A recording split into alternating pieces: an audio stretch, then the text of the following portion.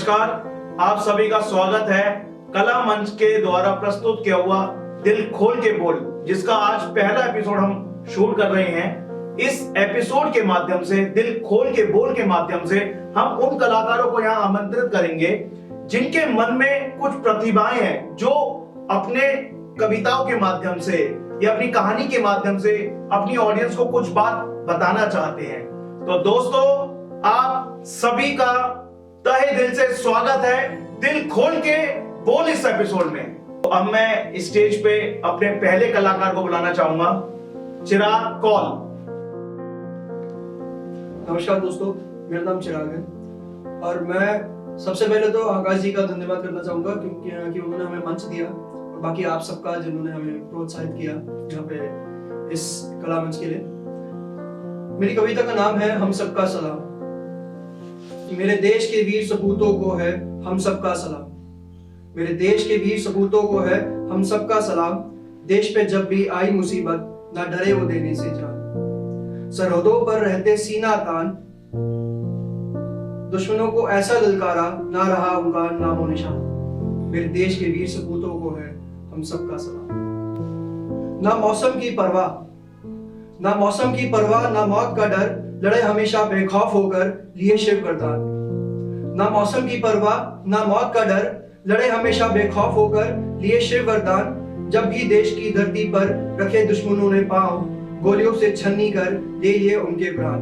मेरे देश के वीर सपूतों को है हम सबका सलाम। अपने देश की शान की खातिर, अब हम सबकी जान की खातिर, अपने देश की शान की खातिर, हम सबकी जान की खातिर भूल गए सारे अरमान। भारत माता की आन की खातिर मान लिए हर फर्मान। मेरे देश के वीर सपूतों को है हम सबका सलाम। जी, कुछ और कविताएं हैं जो मैं आपके सामने रखना चाहता हूँ। इनमें से एक है कौन हूं मैं। ये कुछ सवाल है और हाँ, साथ ही साथ में जवाब भी है। कविता का नाम है कौन हूं मैं हूं कौन, मैं क्या हूं। मैं हूं कौन, मैं क्या हूं। क्या सिर्फ एक चेहरा या राज हूं गहरा। हूं शायद एक शांत लहर या तूफान का आगाज हूं। मैं हूं कौन, मैं क्या हूं। क्या हूं मैं एक बंद किताब या खुली आंखों से देखा ख्वाब। हूं कोई छंद किसी मिसरे का या बस एक बेपरवाह खिताब हूं। मैं हूं कौन, मैं क्या हूं। हुआ हूं मैं एक धुन सा और कभी बेढंगा स्वाद हूं। हूं कभी एक शोर सा, कभी मीठा तो कभी तीखा राग। मैं हूं कौन, मैं क्या हूं। कभी हूं मैं खत, कभी हूं लिखा खत किसी फौजी का, कभी तोतली जुबान में मासूम सा सवाल हूं। लिया वचन जिसके साथ जीने का, उसके जीवन का भी एक भाग हूं। मैं प्यार पिता का भी और मां का दुलार हूं। मैं बहनों के साथ भी और भाइयों के लिए उनका यार। मैं हूं कौन, कौन हूं मैं। हूं मैं एक चेहरा ही हूबहू आप जैसा। हूं मैं एक चेहरा ही हूबहू आप जैसा ही। नहीं कहता मैं कोई नाम हूं, मगर आज जो भी हूं एक मुकाम हूं। आज जो भी हूं एक मुकाम हूं।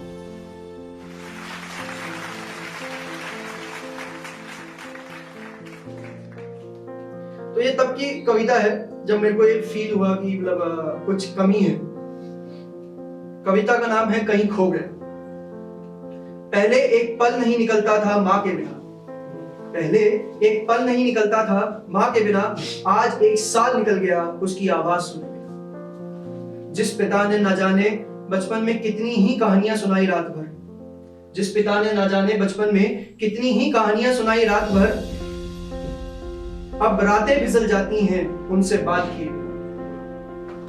जिन दादा दादी के आंखों का नूर था मैं कभी, जिन दादा दादी के आंखों का नूर था मैं कभी, आज उनसे भी दूर होता चला गया सोचे समझे बिना।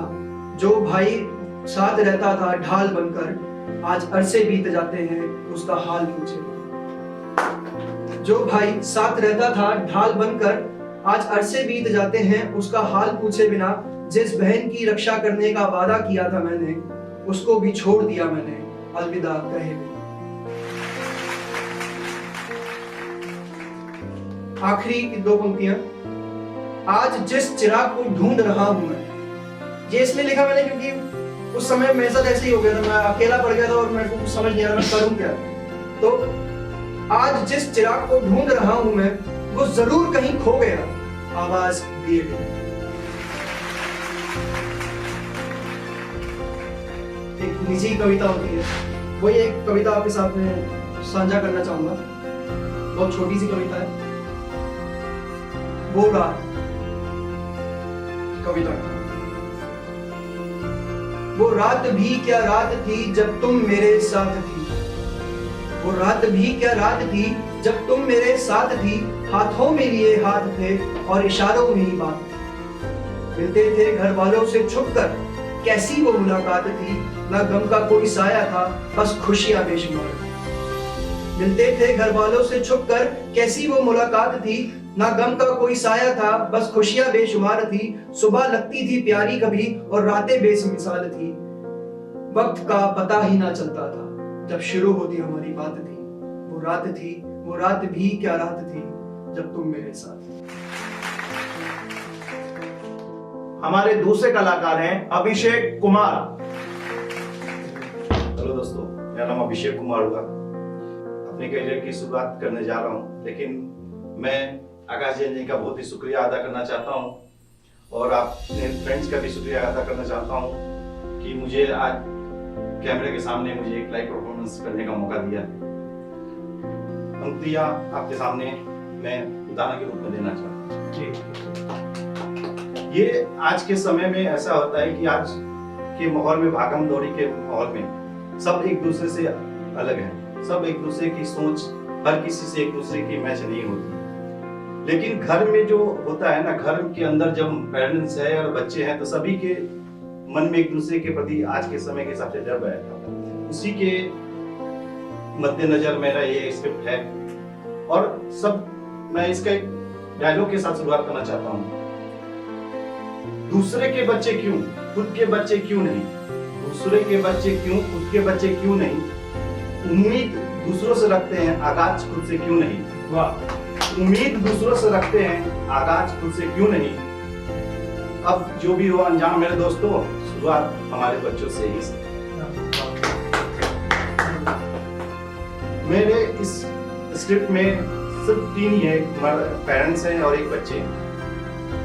तो ऐसा होता है कि बच्चे जब कॉलेज जाते रहते हैं, वो ऐसा नहीं है कि वो दर्द नहीं समझते हैं या किसी की फीलिंग को नहीं समझते, लेकिन पेरेंट्स को एक चीज को हमेशा ध्यान रखते हैं, पेरेंट्स के लिए बच्चे हमेशा बच्चे ही रहते हैं, चाहे वो जितने भी उम्र के हो। तो ऐसा ही एक वाकया होता है जिस मेरे कैरेक्टर में, जिसका नाम है सनी। उसके मदर और पेरेंट्स के बीच में सनी के लेके कन्वर्सेशन होता है। मिस्टर गुप्ता जी थोड़ा सा परेशान मुद्रा में बैठे हुए हैं, जो सनी के पेरेंट्स हैं, फादर हैं। वो ब्रेकफास्ट के टेबल पे बैठे हैं और काफी परेशान हैं और वो बोल रहे हैं कि मैं इस बच्चे का क्या करूं, मैं इस बच्चे का क्या करूं, इसकी प्रॉब्लम हमेशा बढ़ती ही जाती है। तो मदर की आवाज आती है कि आप रिलैक्स हो जाइए, ये कोई बड़ी परेशानी नहीं है। फिर वो बोलते हैं कि ये अभी तक क्यों ब्रेकफास्ट के टेबल पे आया नहीं, ये क्या उसे कॉलेज नहीं जानी है। तभी वो सनी आता है और ब्रेकफास्ट बैठ जाता है। तो उसके फादर बोलते हैं कि बेटा, तुम्हारी इस डेली की प्रॉब्लम से मैं परेशान हो चुका हूँ। क्या तुम कॉलेज हमेशा प्रॉब्लम क्रिएट करने के लिए जाते हो। पापा बोला पापा नहीं, लेकिन मैं अपने सामने कभी भी गलत होता हुआ नहीं देख सकता और ये आप ही की दी हुई शिक्षा है और आप अपने आप को गलत मत साबित करो। तो फिर फादर बोलता है कि वो लोग बड़े लोग हैं, हम लोग मिडिल क्लास के लोग हैं, हमें उन सब के बीच में पढ़ने की जरूरत नहीं है। वो बड़े लोग हैं, वो किसी भी तरह से हमें परेशान कर सकते हैं। तो सनी बोलता है कि क्या सिर्फ परेशानी की वजह से हम गलत का साथ दे देंगे। वो बच्चा कॉलेज में ड्रग्स लेकर आ रहा है और प्रोफेसर को इसके साथ बदतमीजी कर रहा है, तो क्या हम इस वजह से चुप हो जाएंगे कि वो बच्चा नेता का लड़का है या बड़े ओहदे पे है, उसके फादर, इस वजह से हम चुप हो जाएंगे। मैं ये नहीं हो सकती, नहीं बर्दाश्त कर सकते। फिर फादर नेचुरली ये फादर टेंशन में रहता है, वो ज्यादा वो फिर ब्रेकफास्ट होता है, फिर मदर आती है, वो बच्चे को सर्व करके ब्रेकफास्ट देती है और वो बिल्कुल शांत मुद्रा में बैठी हुई है, कोई डिस्कस नहीं होता है। फिर फादर बोलता है कि तुम इसे क्यों नहीं समझाती, तुम्हारी वजह से लाल प्यार की वजह से ये बिगड़ता जा रहा है। तो इशारा से बोलती है सब शांत हो जाने के लिए बोलती है, दोनों को ब्रेकफास्ट करनी। फिर उसके पेरेंट्स बोलते हैं कि हमें जो मिडिल क्लास के लोग हैं, हमें अपनी पहुंच और हमें अपने ओहदे का ध्यान में रखते हुए किसी से टकराने से पहले हमें उनके बारे में सोच लेना चाहिए। फिर उसकी मदर बोलती है, सर्व कर देती है और वो लड़का बोलता है पापा आप भी ना, आप बेवजह डर रहे हैं। आज जो है सोशल मीडिया का जमाना है। आप फिर वो अपने मोबाइल दिखाते हुए तो बोलते कि पापा कल मैंने आवाज उठाया तो सिर्फ मैं कल अकेला था, आज मेरे साथ कितने सारे फ्रेंड जुड़ गए। आप ब्रेकफास्ट करो, मुझे लेट हो रही है, मैं कॉलेज के लिए जाता हूँ। और वो चला जाता है। अब मदर जो है वो अपने हस्बैंड को बोलती है कि आप भी ना मुझे परेशान हो रहे हैं, परेशान मत होइए। तो मिस्टर गुप्ता थोड़ा सा सर्च करते हैं, ये इतना बड़ा बात हो रहा है, तुम इसी ले रही हो। तो बोलती है कि आप में उसमें सिर्फ एक जनरेशन गैप है, सोच की फर्क है, बस और कुछ नहीं। क्या आपके समय में नेता नहीं थे? क्या आप उस समय नहीं फाइट करते थे? क्या आप उस समय आप गर्मी नहीं दिखाते थे? उस समय तो आप हाथापाई को उतर आते थे, उस समय तो आप हाथापाई को उतर जाते थे। और आज जो आप डर रहे हैं वो सिर्फ आपके प्यार की वजह से। आप सनी के प्रति आपका जो प्यार है वो आपको कमजोर बना रहा है। ये नहीं है कि आज सनी कमजोर है या उस समय आप कमजोर थे। उस समय भी आप स्ट्रॉन्ग थे, आज भी आप स्ट्रॉन्ग हैं। सिर्फ यही है कि आप दोनों की टेस्ट बदल गई है। आज आप भी सुबह नाश्ता में रोटी सब्जी पसंद करते हैं और वो पास्ता पसंद करता है, यही फर्क है। तो थोड़ा सा कन्विंस करने के बाद वो लगता है कि नहीं ये ठीक है, सही बोलती है। तो वो बोले कि हाँ मेरे प्यार उसको कमजोर बना रहा था, वो एप्रिशिएट होता है। फिर वो बोलता है ठीक है। आज तब वो ये डॉलों को वहां पे बोला जाता है कि दूसरे के बच्चे क्यों, दूसरे के बच्चे क्यों, हमारे बच्चे क्यों नहीं, दूसरे के बच्चे क्यों, हमारे बच्चे क्यों नहीं। उम्मीद दूसरों से रखते हैं, आगाज खुद से क्यों नहीं, आगाज खुद से क्यों नहीं। अब जो भी हो मेरे दोस्त, शुरुआत हमारे बच्चों से ही शुरुआत। हमारे अगले कलाकार हैं एहसान अब्बासी। आप सभी को मेरा प्यार भरा नमस्कार। मैं एहसान साबरी अब्बासी दिल खोल के बोल इस शो में आप सभी का स्वागत करता हूँ। तो शुरू करते हैं शुरू से। एक दो शायरी लिखी है मैंने, पहली बार एक शुरुआत की है अपने फील्ड से हटके, तो संभालना जैसी भी होगी। तुझे देखते जाना मोहब्बत है मेरी, तेरे बारे में सोचते जाना मोहब्बत है मेरी, हर पल तुझे याद करना मोहब्बत है मेरी, अकेले में तेरे बारे में सोचकर मुस्कुराना मोहब्बत है मेरी।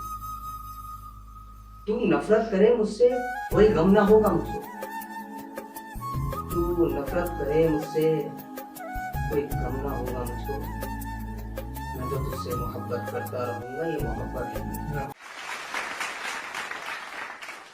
तो एक शायरी और पेश करना चाहूंगा आप सभी के सामने।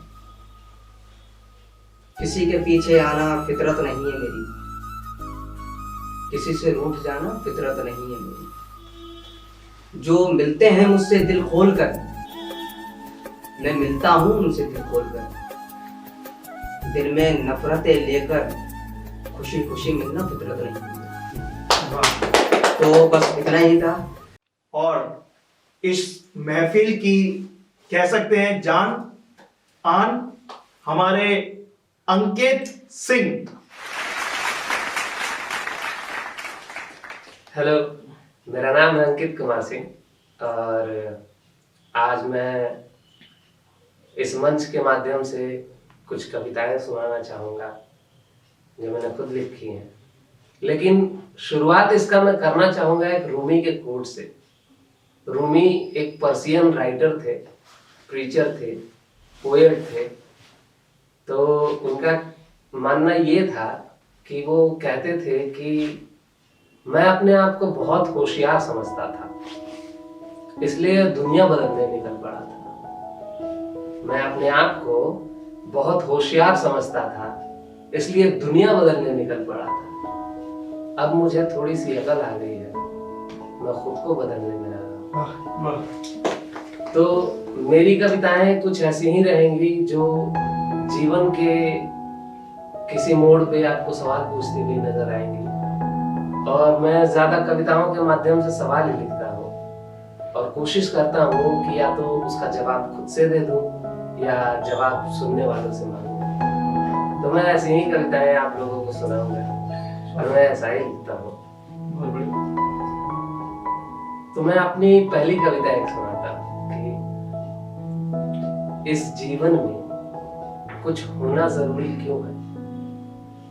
इस जीवन में कुछ होना जरूरी क्यों है, कुछ ना होना भी तो एक किस्म का होना है। जब हम कुछ नहीं होते हैं तो भी कुछ ना कुछ होते हैं। तो वो यही लाइन है कि इस दुनिया में हर इंसान का कुछ ना कुछ होना जरूरी क्यों है, ना होना भी तो एक किस्म का होना है। कितना आसान है कुछ ना होना, कितना आसान है कुछ ना होना, कितना बनावटी है कुछ हो जाना। जब हम कुछ हो जाते हैं तो कितना हमें सब चीजों को लेकर चलना पड़ता है। करे हम बड़े एक्टर हो गए, हम चश्मा नहीं पहनेंगे तो यार तो मेरी बेइज्जती हो जाएगी, अगर हमारे पास गाड़ी नहीं होगी तो मेरी बेइज्जती हो जाएगी। तो उसी के लिए ये लाइनें हैं कि कितना आसान है कुछ ना होना, कितना बनावटी है कुछ हो जाना। इस होने और ना होने में हम उम्र गुजार रहे हैं, जबकि हम जी सकते हैं। कुछ ना होकर भी जी सकते हैं, जबकि हम कुछ होने में बस उम्र काट रहे हैं, है ना। उनसे रिलेटेड ही कुछ एक कविता सुनाऊंगा कि एक जीवन है जिसको हम जी रहे हैं, एक जीवन है जिसको हम जी रहे हैं, एक मौत है जिसका सफर जारी है। एक जीवन है जिसको जी रहे हैं हम, एक मौत है जिसका सफर जारी है। एक तुम हो जिसकी चाहत है मुझे, एक पैसा है जिसकी जरूरत है मुझे। इसी उधेड़-बुन में कहीं एक मैं हूँ जिसके बहुत सारे ख्वाब हैं जो सबसे ज्यादा जरूरी है। वाह वाह, बहुत अच्छी बात बोली। क्योंकि इस दुनिया में ना इंसान अपने बारे में कम सोचता है और अपने से रिलेटेड चीजों के बारे में बहुत ज्यादा सोचता है, लेकिन ये नहीं सोचता है कि उसको क्या चाहिए। तो ये सबसे ज्यादा जरूरी है कि एक मेरा भी ख्वाब है जो सबसे ज्यादा जरूरी है अपार्ट फ्रॉम दैट।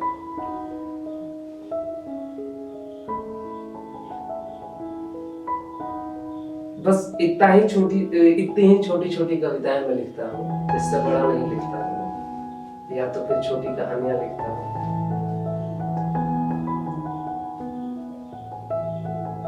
तो एक ऐसा ही है सवाल कि मैं कैसा हूँ। सवाल है मैं कैसा हूँ, कि मैं जैसा दिखता हूँ शायद वैसा नहीं हूँ। मैं जैसा दिखता हूँ शायद वैसा नहीं हूँ, या यूं कहा जा सकता है कि मैं वैसा भी नहीं हूँ जैसा होना चाहिए था। पर शायद यूं कहा जा सकता है कि वैसा भी नहीं हूँ जैसा होना चाहिए था, या यूं कि जैसा होना चाहता था। ये मैं से मैं तक की कैसी दूरी कि हम समझ ही नहीं पा रहे हैं कि मैं कैसा। वाह, बहुत बढ़िया बात है यार, बहुत बढ़िया। और एक मैं गांव से हूँ, तो मैं जब शहर आता हूँ कुछ करने, तो मेरे को ऐसा लगता है कि मैं गांव और शहर के तिलिस्म से दूर ही नहीं हो पाऊंगा। जब गांव में रहता हूँ तो शहर की थोड़ी बहुत याद आ जाती है, पर जब शहर में रहता हूँ तो गांव की बहुत याद आती है। बिल्कुल।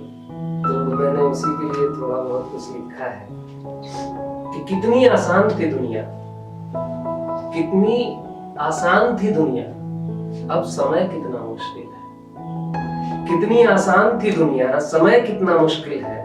छप्पर के घर में कितना सुकून था, छप्पर के घर में कितना सुकून था, ईंट पत्थर के मकानों में कितनी बेचैनी है। छप्पर के घर में कितना सुकून था, ईंट पत्थर के मकानों में कितनी बेचैनी है। कि गांव का होते हुए भी शहर का रहा मैं, गांव का होते हुए भी शहर का रहा मैं, गांव में ना होते हुए भी सब कुछ अपना था, गांव में ना होते हुए भी सब कुछ अपना था, शहर में सब कुछ होते हुए भी किराएदार रहा मैं।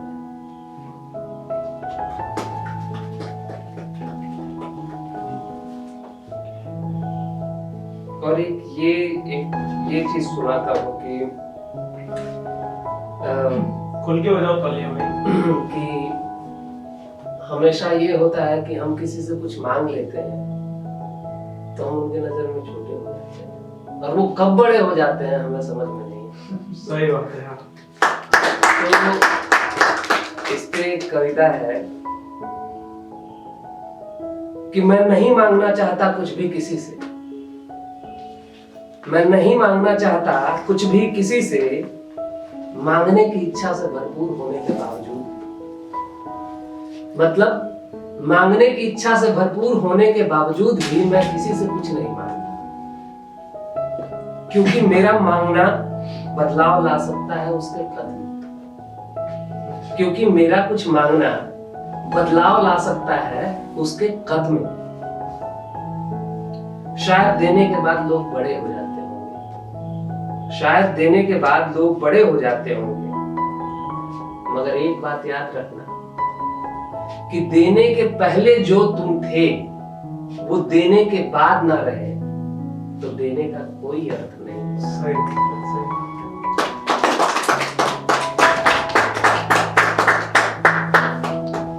और एक मैंने मृत्यु के बारे में लिखा है, मैं जीवन मृत्यु इन्हीं सब चीजों के बीच में फंसा हुआ इंसान हूँ, तो मैं मृत्यु के बारे में भी थोड़ी सी चीज लिखी है।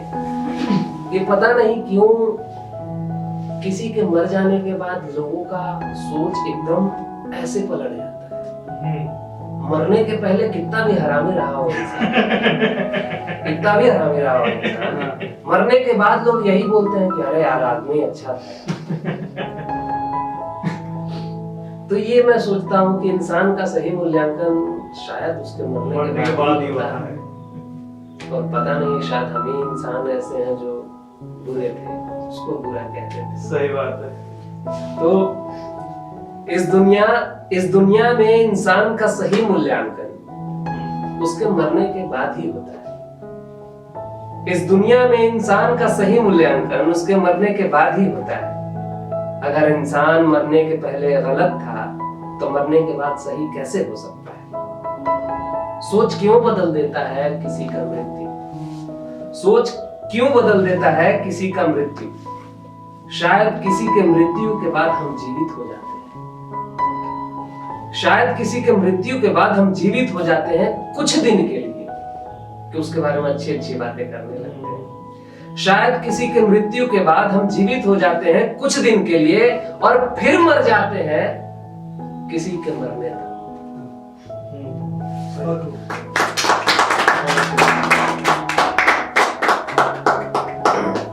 अब सब कुछ हो गया तो एक मेरा प्रेम पे भी कुछ सुना देते हैं। तो ये बड़ा निजी कविता है। प्रेम पे जब इंसान लिखता है तो भले दुनिया में कितना प्रेम लिख ले, लेकिन अपना निजी भी लिखता है ना? उसके साथ जो आप बीती होती है। हाँ, मतलब कह सकते हैं बिन जताए बिन बताए तुम्हें ताकना मेरा प्रेम। जरूरी नहीं है कि हम किसी से प्रेम करते हो तो उसको बताएं कि अरे हम तुमसे प्रेम करते हैं, आओ हमसे मिलो। बट एक प्रेम सच में अगर सही प्रेम होता है तो यही होता है कि आप अगर किसी से प्रेम करते हैं तो दूर से ही देख के खुश रहते हैं कि अरे चलो वो खुश है तो हम भी खुश हैं। हमें प्रेम में बताने की जरूरत नहीं होता। तो बिन जताए बिन बताए तुम्हें ताकना मेरा प्रेम, मेरी खामोशी तुम्हें जानना तुम्हें समझना मेरा प्रेम, तुम्हारा बोलना तुम्हारा मुस्कुराना, तुम्हारी अदा मेरा प्रेम। तुम्हारा बोलना, तुम्हारा मुस्कुराना, तुम्हारी अदा मेरा प्रेम। तुम्हारी आंखें, तुम्हारा होंठ, तुम्हारा चेहरा मेरा प्रेम। तुम्हारा साथ मेरा हिस्सा, तुम्हारा साथ मेरा हिस्सा, मेरा समर्पण, तुम्हारा प्रेम। और एक आखिरी लाइन है इसी में कि तुम्हारा गुस्सा, तुम्हारी जीत, तुम्हारा गुस्सा, तुम्हारी जीत, मेरा हारना, मेरा प्रेम।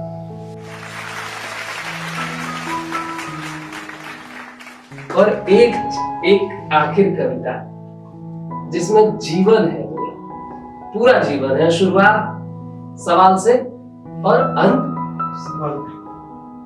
सवाल से, और हो सकता है जवाब भी हो। तो इस कविता का नाम है उम्मीद, और इसमें सवाल ही सवाल कि आखिर हमें उम्मीद क्यों होती है? आखिर हमें उम्मीद क्यों होती है? क्योंकि हमें कुछ पाना होता है। आखिर हमें उम्मीद क्यों होती है? क्योंकि हमें कुछ पाना होता है। हमें कुछ पाना क्यों होता है? हमें कुछ पाना क्यों होता है? क्योंकि हमें उसकी चाहत होती है। हमें कुछ क्यों पाना होता है? क्योंकि हमें उसकी चाहत होती है। और हमें किसी चीज की चाहत क्यों होती है?